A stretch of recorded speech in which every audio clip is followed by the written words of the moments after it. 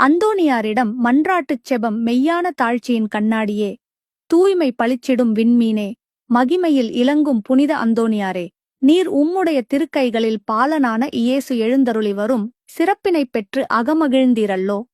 அதுபோல வல்லமையுள்ள உம்முடைய ஆதரவில் என்னையும் வைத்துக் காப்பாற்ற உம்மை மன்றாடுகிறேன்.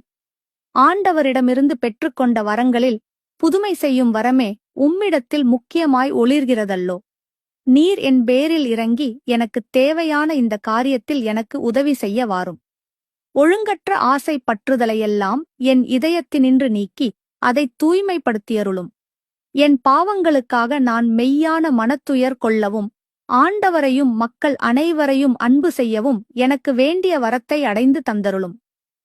இவ்விதமாக நான் இம்மையில் ஆண்டவருக்கு உண்மையாய் பணிபுரிந்து மறுமையில் உம்மோடு அவரை என்றென்றும் கண்டு போற்றிப் புகழ்ந்து வாழ்த்துவேனாக.